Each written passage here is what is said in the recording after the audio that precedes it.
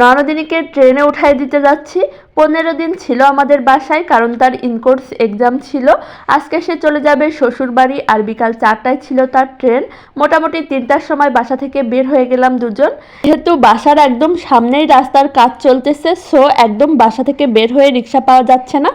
সুতরাং 1 মিনিট না 30 সেকেন্ড মতো হেঁটেই আমরা রিক্সায় উঠে পড়েছিলাম। রিক্সা থেকে নেমে আমরা সিএনজির জন্য দাঁড়িয়েছিলাম। তারপরে হঠাৎ দেখা হলো আমাদের কলেজ বাসের সাথে। অনেকদিন পর বাসটা দেখলাম, দেখে অনেক কথা মনে পড়ে গেল। এই বাসে করেই আমরা কলেজে যেতাম। তো তারপরে আমরা সিএনজিতে উঠে ননদ ভাবি চলে যাচ্ছি রেল স্টেশনে। আমাদেরকে এখন যেতে হবে খুলনা স্টেশনে। তো দুইজন গল্প করতে করতে চলে গেলাম। হাতে বেশ খানিকটা সময় ছিল, কারণ আমরা বাসা থেকে বের হয়েছিলাম মোটামুটি 1 ঘন্টা আগে। বাসা থেকে স্টেশনে যেতে আমাদের মাত্র 20 মিনিট সময় লাগে। যেহেতু আর কবে দেখা হবে ঠিক নাই, ভাবলাম দুইজন মিলে স্টেশনে একটু গল্প করা যাবে, সময় কাটানো যাবে। তার জন্য একটু হাতে সময় নিয়ে বের হলাম।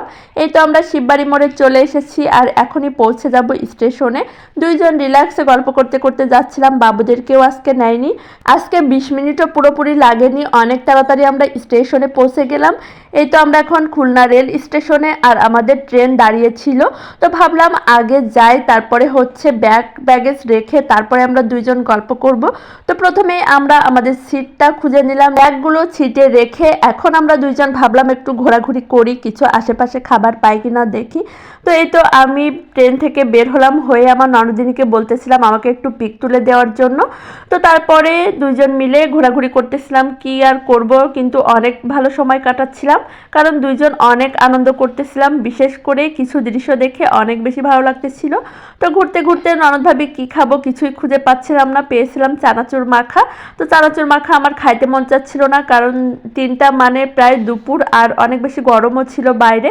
তো ভাবলাম খাবো না। কি খাবো ভাবতে ভাবতে হঠাৎ করে চোখে পড়লো যে দেখেন এরা কি সুন্দর করে চানাচুর মাখা খাচ্ছে।